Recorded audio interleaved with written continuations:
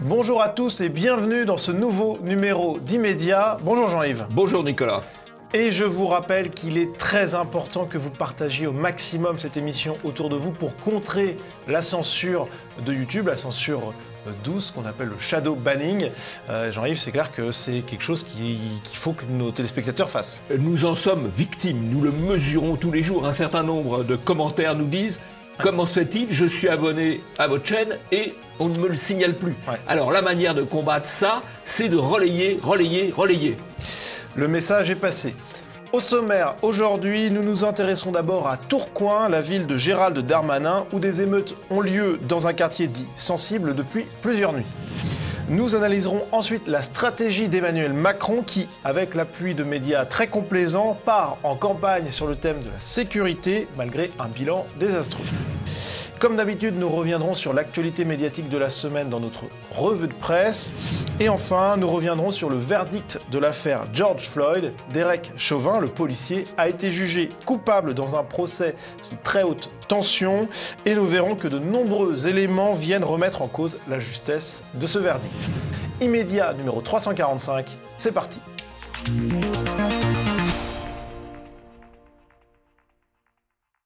Et pour commencer cette émission, eh bien c'est l'image de la semaine. Et Jean-Yves, cette image, c'est celle de violences contre des policiers. Oui, alors ça peut paraître des images très banales finalement pour des images de la semaine, puisque ça se passe maintenant partout, des violences contre les policiers, des attaques aux mortiers, aux feux d'artifice. Banal, pourrait-on dire, banal dans la France de 2021. Sauf que là, c'est pas n'importe où. C'est à Tourcoing. À Tourcoing, la ville dont l'actuel ministre de l'Intérieur, M. Darmanin, a été le député, a été le maire, et dont il est toujours, tenez-vous bien, le conseiller municipal délégué à l'attractivité. Et donc, pendant que Macron nous enfume en parlant d'insécurité et de lutte contre l'insécurité, ça brûle dans la propre ville de son propre ministre de l'Intérieur.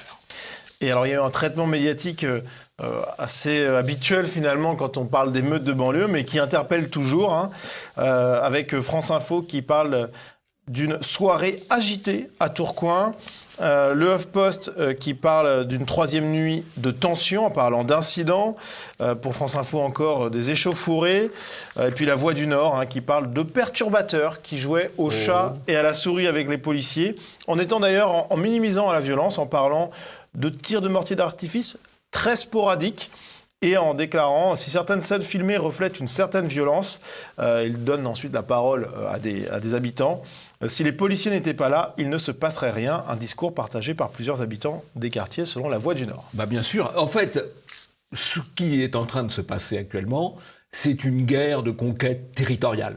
Et l'habitant qui dit si les policiers n'étaient pas là, il ne se passerait rien, non évidemment, puisque la conquête territoriale serait achevée.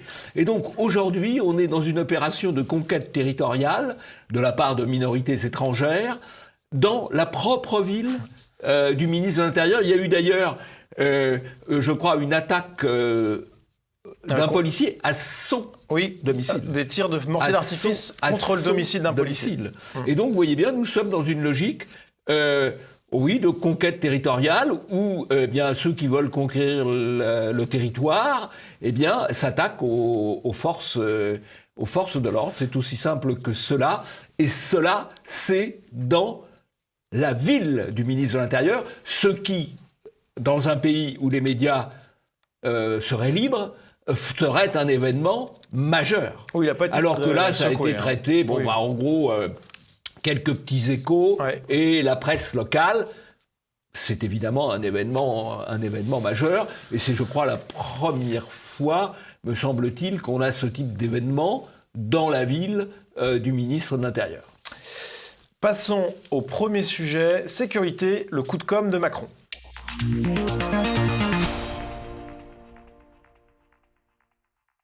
Emmanuel Macron a décidé de se faire le champion de la lutte contre l'insécurité. C'est en tout cas l'impression qu'on a lorsqu'on apprend qu'il a donné, Jean-Yves, un entretien au Figaro.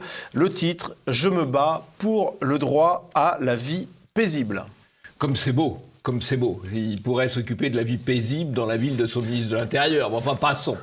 Alors, il choisit le Figaro. Alors, c'est intéressant, le choix du Figaro, parce qu'évidemment, il pense s'adresser à un public un peu plus droitier, un peu plus sécuritaire. Et ça ne scandalise pas. Alors que quand il s'était adressé à Valeurs Actuelles, là, il y avait eu des cris d'orfraie de la part des médias bien pensants. Donc, ça veut dire que pour eux, finalement, le Figaro, ça rentre quand même dans le courant des médias mainstream, des médias de grand chemin, avec un positionnement en apparence un peu différent de celui de Libération quand même. Voilà. Ouais. En tout cas, donc, il y a eu une large reprise dans les médias de cet entretien. Et dans cet entretien, Emmanuel Macron a évoqué la lutte contre la drogue. Il a évoqué un changement de loi sur la responsabilité pénale. Il a parlé d'un objectif 10 000 policiers et gendarmes supplémentaires. Et il a aussi évoqué, Jean-Yves, la généralisation des caméras piétons, donc un ensemble de mesures. Oui, alors il y a beaucoup de bavardage quand même. Quand il dit un débat national sur la drogue, encore un, oserait-on dire, un changement de loi sur la responsabilité pénale, encore un, pourrait-on dire, parce que ça fait quand même 40 ans qu'il y a des lois votées sur la sécurité. Si elles étaient efficaces, ça changerait. Or, en fait, il y a toujours des textes plus compliqués les uns que les autres, mais qui ne sont pas appliqués par le pouvoir. Macron, c'est pas le pouvoir législatif. Macron, c'est pas le pouvoir délibératif. Macron, c'est le pouvoir exécutif. On ne peut pas dire qu'on soit tout à fait convaincu. Alors, dans les annonces qui vont évidemment faire un argument de campagne électorale bien relayé par les médias, 10 000 policiers supplémentaires. Aujourd'hui, si l'on prend l'ensemble des effectifs policiers nationaux, gendarmes, policiers municipaux, et je ne compte pas les agents de sécurité privée, on doit être autour de 250 000 personnes. Donc 10 000, ça fait 4%. Sachant qu'il rentre chaque année 10% d'étrangers, peut-être un peu moins, 8 à 10% d'étrangers supplémentaires.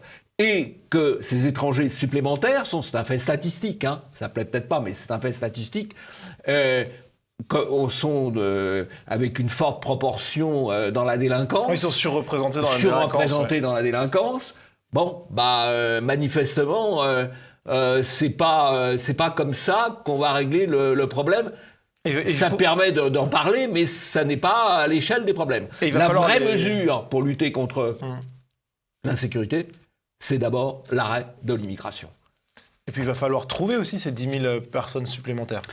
Alors, après, il y a un problème de recrutement, parce que vous savez qu'il y a un problème de recrutement pour les professeurs, puisque les professeurs, ils ne veulent pas commencer leur carrière en banlieue, donc on trouve de moins en moins de candidats professeurs, et aujourd'hui, on trouve de moins en moins de candidats policiers, parce que c'est pareil, ils n'ont pas envie de se retrouver en banlieue à se faire caillasser, voire à se faire poursuivre par la justice s'ils essayent de résister. Et donc, on va les trouver comment ? C'est une bonne question.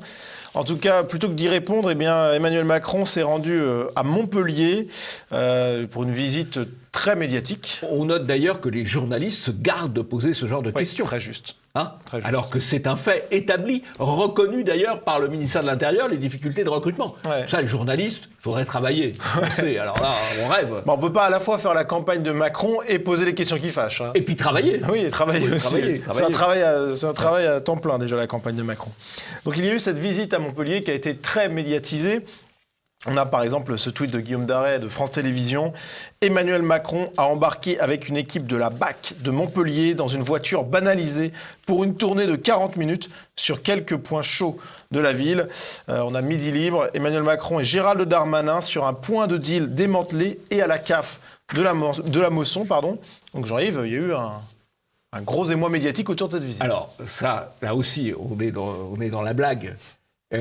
Puisqu'il circule avec la BAC dans un quartier au début de l'après-midi, pendant la période du Ramadan, à l'heure calme, il n'y a pas grand monde dehors. Évidemment, il irait le soir, il y aurait davantage d'ambiance. Hein, Ouais. voilà. Mais bon, là aussi, les journalistes, ils pourraient le dire, non? Ah ben il relaie. Ils relaient. Alors, autre événement dans cette journée, c'était bien entendu la rencontre avec cette femme voilée qui lui a parlé de prénom. Je déplore le manque de mixité dans le collège du quartier. Les gens ne mettent plus les enfants dans le même quartier, ce qui est vraiment dommage. Monsieur le Président, j'ai mon fils qui a 8 ans. Il m'a demandé si le prénom de Pierre existait vraiment ou c'est que dans le livre. Tellement qu'il y a un manque de mixité dans le quartier. Oui, alors des Pierres, il y en avait un notamment à Floirac, Pierre Sourgin, un homme de 68 ans qui a été tué par un groupe de jeunes à qui il a fait une remarque. Il y a aussi, alors c'est pas un Pierre, c'est un Christophe à Villeneuve-d'Ascq. Il y avait un Christophe dans une cité de Villeneuve-d'Ascq, il a été tué à peu près pour les mêmes raisons. Voilà. Ouais. Alors évidemment, en fait, pourquoi il n'y a plus de Pierre dans ce type de quartier? Parce que la vie est devenue de plus en plus impossible, en particulier pour ceux qui ont des enfants. Et donc, ils partent ou ils les scolarisent ailleurs, c'est sûr. Alors en tout cas, cette rencontre entre Emmanuel Macron et cette femme voilée, eh bien, elle a énormément plu à Christophe Barbier.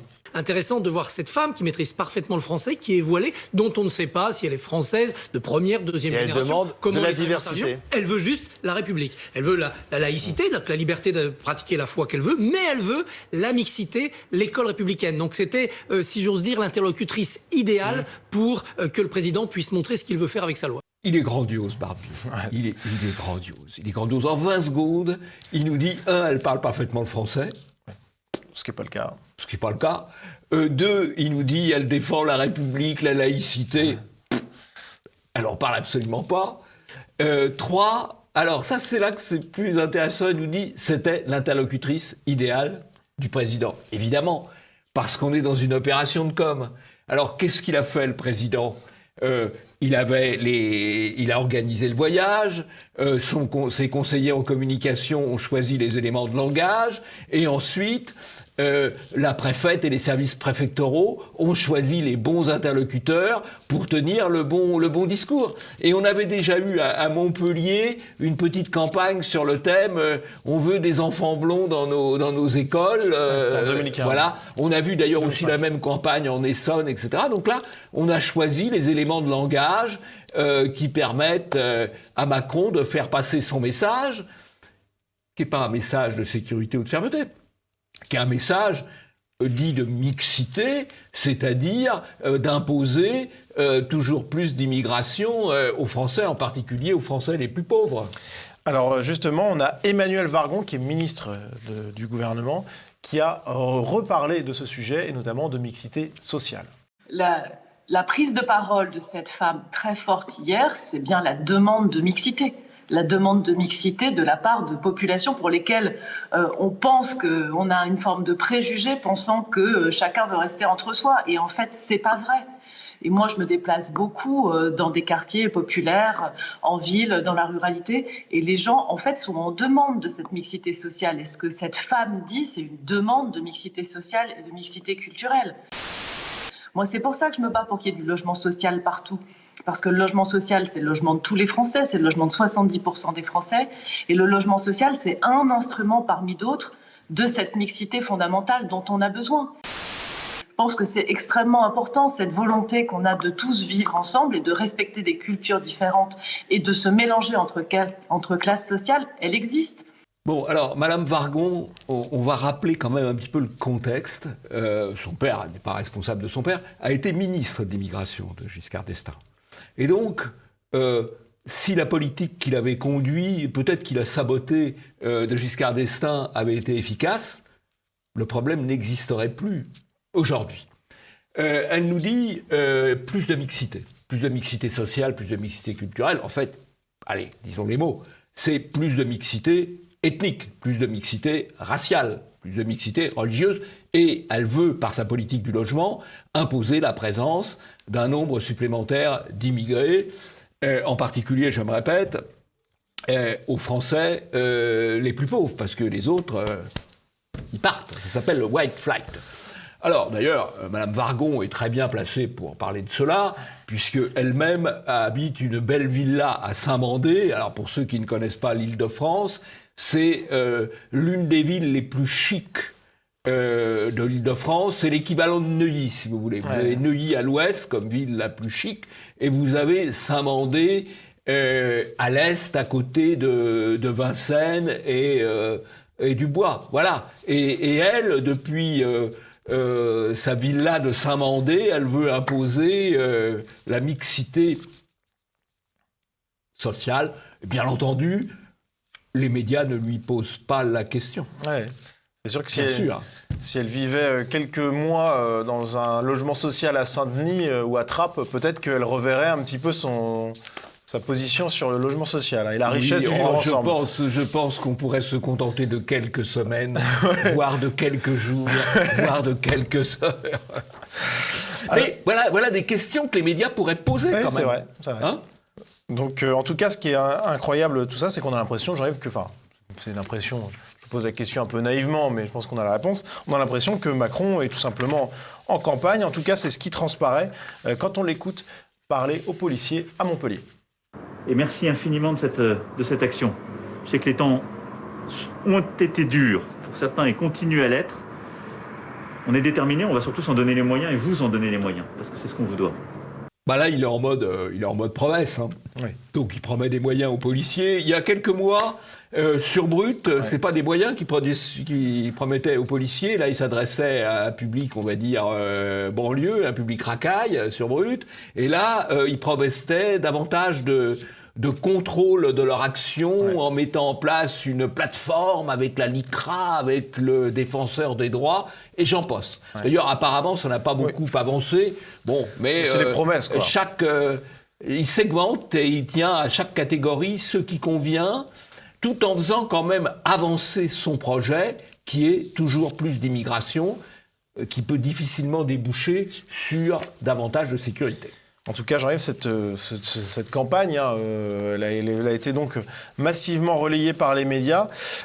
Sauf qu'il y a une réalité de l'insécurité en France qu'il faut quand même souligner. On peut par exemple prendre l'exemple de certaines églises qui ont souffert. Alors, il y a une église qui a plus que souffert. Il y a une chapelle du XVIe siècle qui a brûlé. C'est quand même extrêmement triste. Les incendies d'église, c'est un phénomène nouveau. À cette échelle, en tout cas.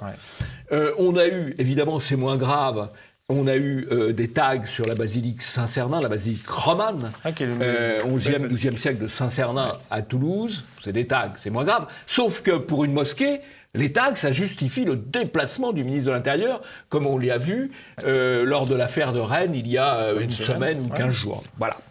Et puis, il y a... toutes ces autres formes d'insécurité, l'affaire de l'escalier, par exemple, les violences à personne, cette femme précipitée dans un escalier, ce qui est un acte d'une grande violence.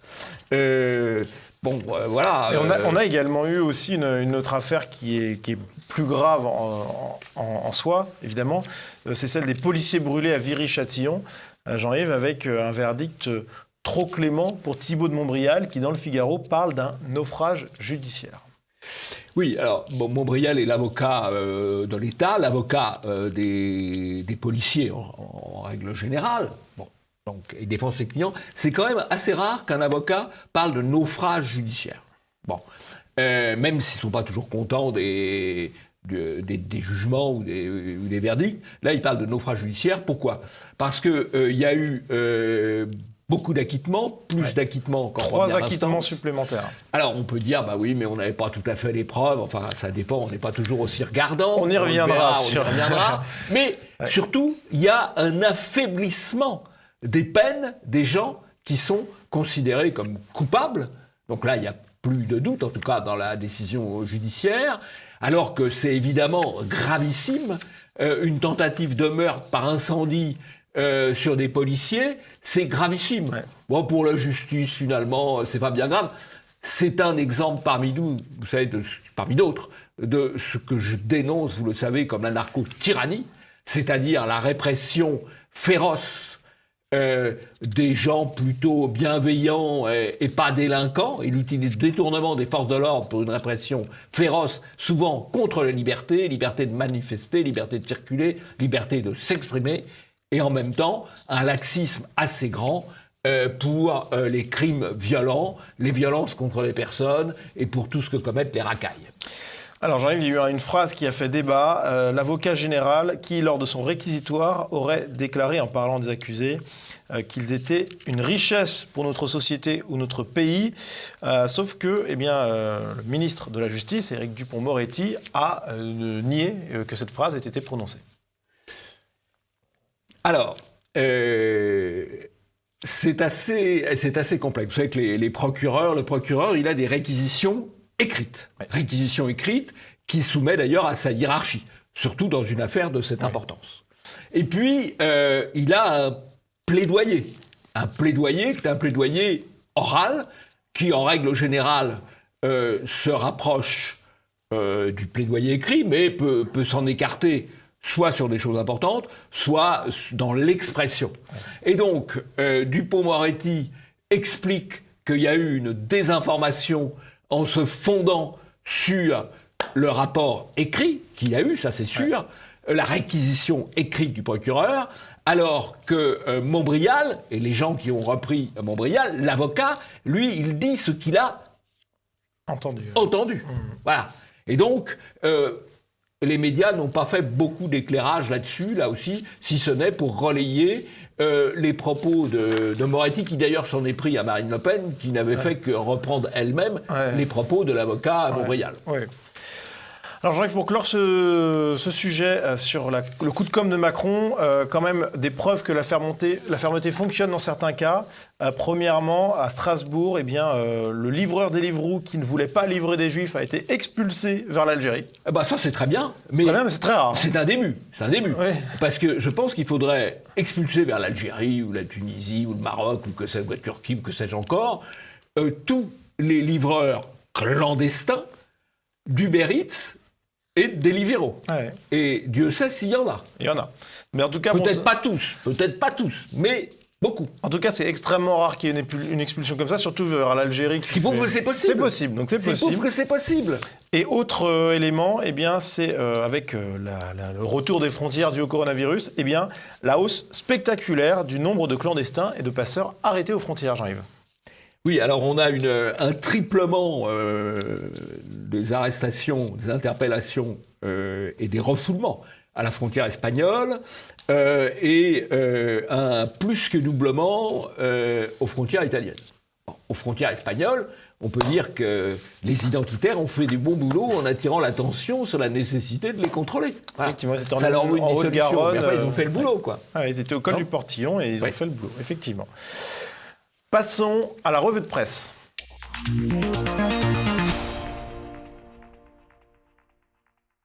Et pour commencer cette revue de presse, Jean-Yves, on va revenir sur un bobard dont on a déjà beaucoup parlé et qui trouve sa conclusion cette semaine. Émeute du Capitole, le policier décédé est mort de cause naturelle. Il a succombé à un AVC.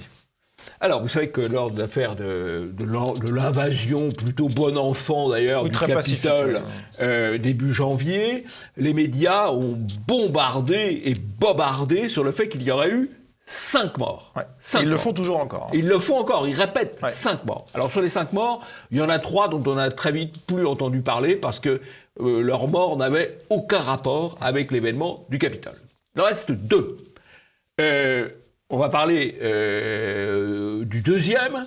Le deuxième, c'était un policier qui est mort 48 heures après les événements et dont on a dit qu'il avait reçu un coup d'extincteur, c'est ce qui a causé l'AVC qu'il a subi.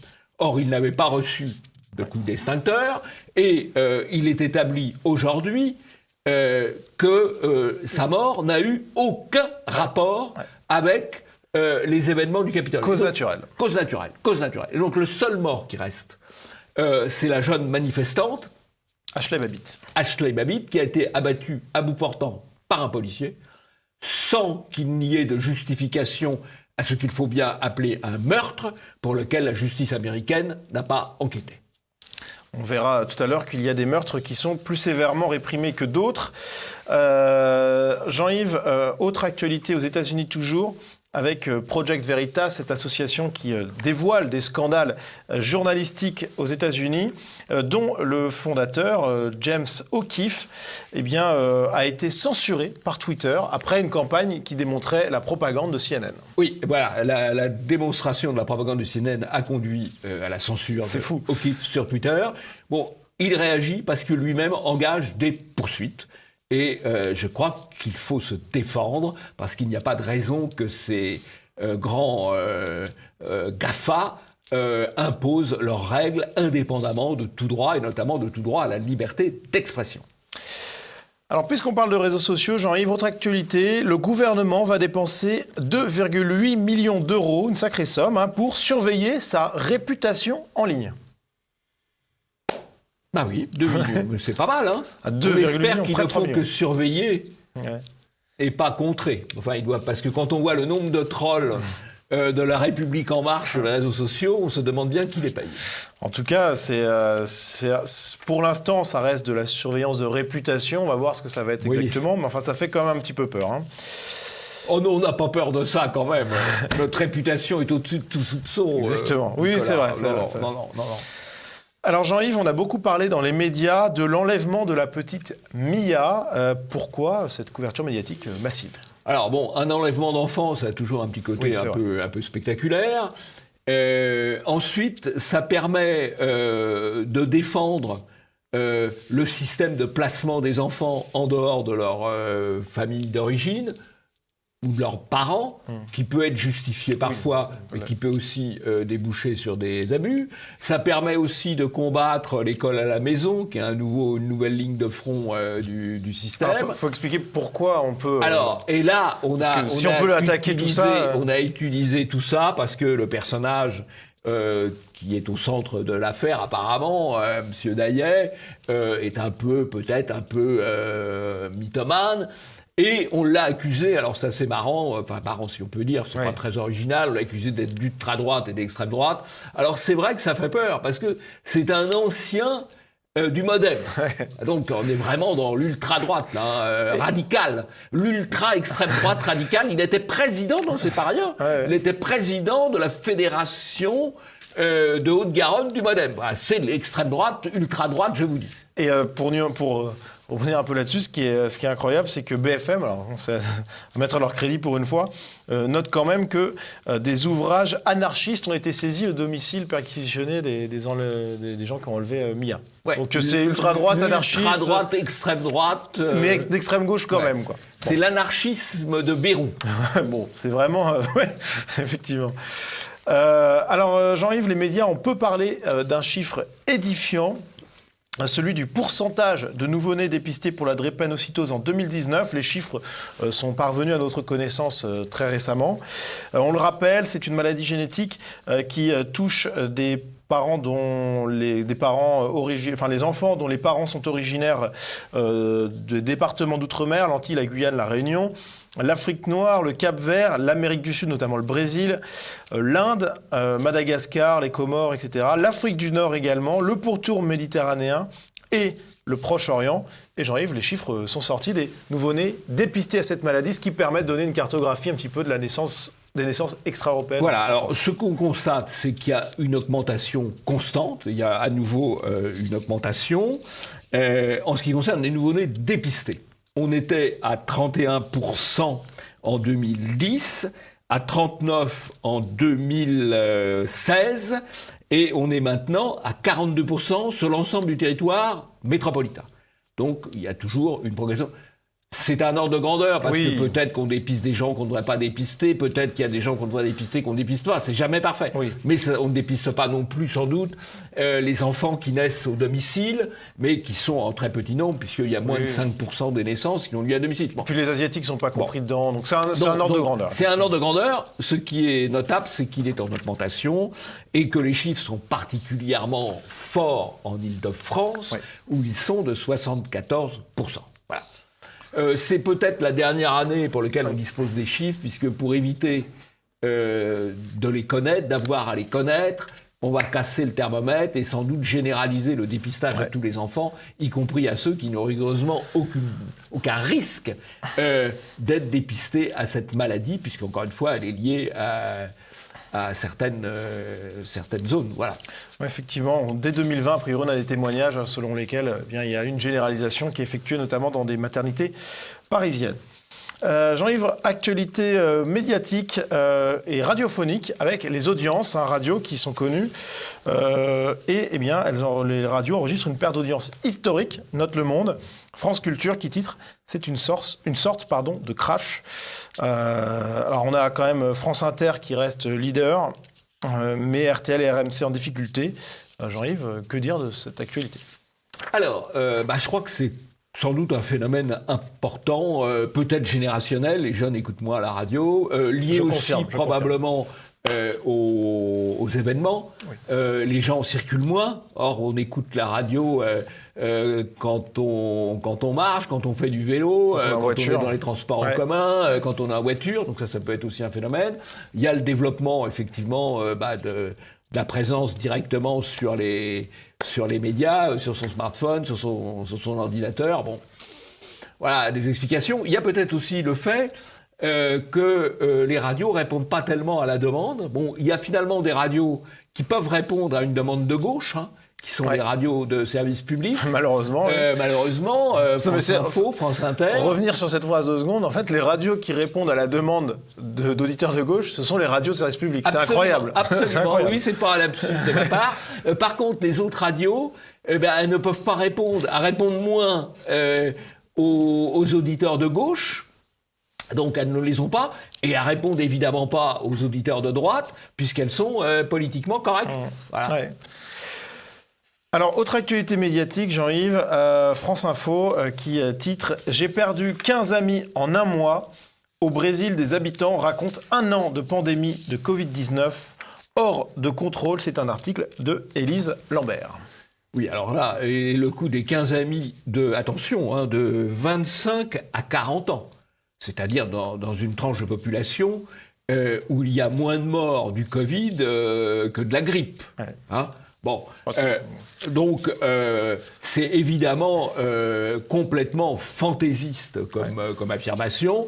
C'est pas contrôlé. Ça rappelle d'ailleurs un bobard qu'on a eu il y a 15 jours ou 3 semaines, je ne sais plus, sur les 20 parents d'élèves qui seraient morts à Drancy.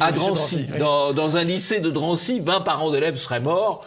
Évidemment, c'était là aussi une information totalement fantaisiste. Alors, on nous sort des chiffres absolument extraordinaires sur le Brésil. Oui. Alors, on va dire les chiffres. Les chiffres, ceux qui sont significatifs, ce sont les chiffres rapportés à la population.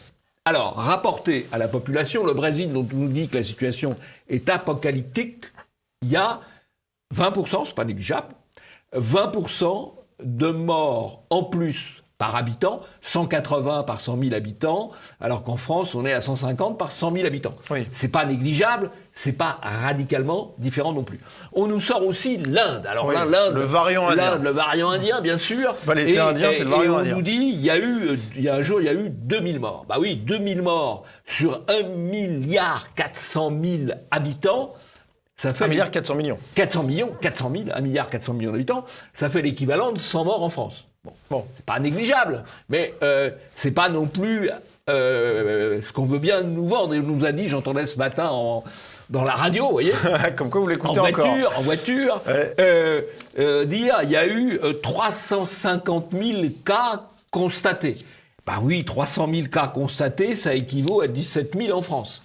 Alors là aussi, soyons prudents, parce que est-ce que tous les morts sont recensés ?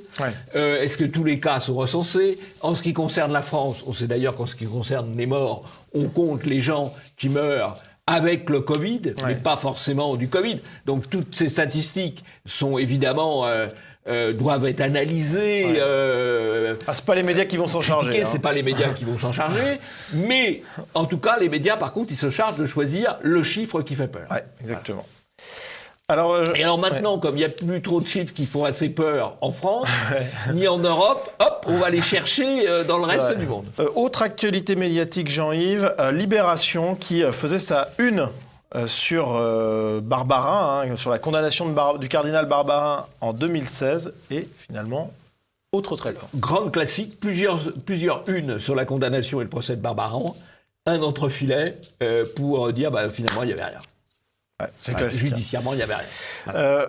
Autre affaire un petit peu similaire, celle du faux complot des néo-nazis de Châteauroux, c'est dans Présent qu'on apprend qu'il y a eu 20 ans de persécution judiciaire pour rien. Alors, il y a eu une grande affaire des néo-nazis de Châteauroux, ça faisait très peur, hein, il y a 17 ans. Oulala, les néo-nazis de Châteauroux. Ouais. Bon, il n'y avait rien. Le malheureux qui a été mis en cause a quand même mis 17 ans. Ouais. 17 ans à être finalement complètement mis hors de cause par la justice. Et alors que, évidemment, sur sa réputation sur le net est encore pire que celle du gouvernement. C'est clair, il ne le méritait pourtant pas.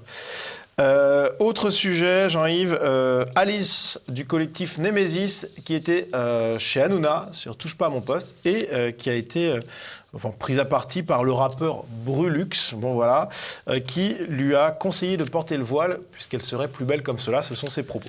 Oui, moi je trouve que Alice est très belle sans voile, mais bon, après tout, Brulux peut avoir une opinion différente.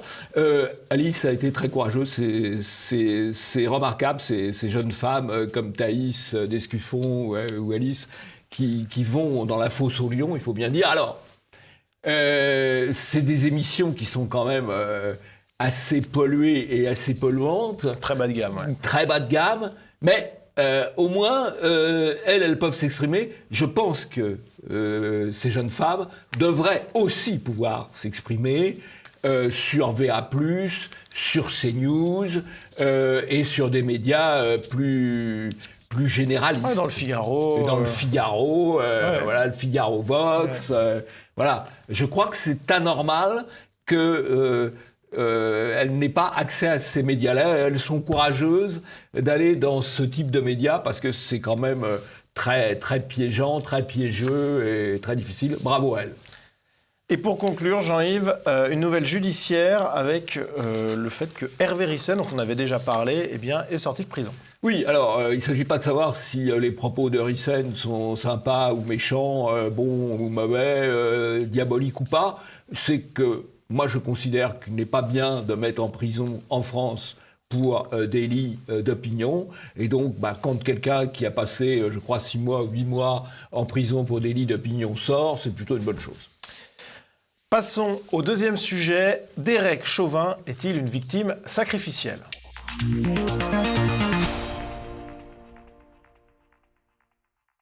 Le verdict a été rendu par le jury. Derek Chauvin a été jugé coupable du meurtre de George Floyd. On avait déjà évoqué, Jean-Yves, dans le immédiat numéro 343, plusieurs éléments qui mettaient en doute sa responsabilité, ou en tout cas sa culpabilité. En tout cas, il y avait des éléments qui semaient le doute. Est-ce qu'on peut revenir un petit peu sur ces éléments ? Pour simplifier les choses, il y a eu 2 points de vue qui se sont exprimés avec force. Il y a eu le point de vue des procureurs qui a dit « Nous allons vous démontrer contre l'avis des légistes qu'il est responsable de la mort par asphyxie du Floyd ». Et il y a eu l'avis du médecin légiste qui a procédé à l'autopsie qui disait « Floyd n'est pas mort d'asphyxie, il est mort d'arrêt cardiaque, et dans les causes de cet arrêt cardiaque, il y a effectivement l'interpellation policière, mais il y a aussi la prise de drogue à des doses plus que mortelles. Et par conséquent, dans un état de droit, le doute bénéficie à l'accusé. Et donc, le doute aurait dû bénéficier à Derek Chauvin. Mais nous ne sommes pas dans un état de droit aux États-Unis, nous ne sommes plus dans un état de droit aux États-Unis, et les jurys se sont prononcés sur une pression terrible qui s'exprimait dans les médias, y compris dans les médias qui donnaient leur description. Alors qu'en général, on protège le jury, l'anonymat du jury. Là, l'anonymat n'a pas été complètement violé, mais on a décrit qui ils étaient. C'est le média local Star Tribune qui a donc respecté, entre guillemets, l'anonymat des jurés en ne dévoilant pas leur prénom et leur nom, mais qui, par contre, dévoilait leur âge leur métier, leurs occupations et leur lieu de résidence. Donc c'était pas compliqué de revenir à ça. Et d'ailleurs, ça a été largement dénoncé par des observateurs, mais le problème, c'est que le mal était fait.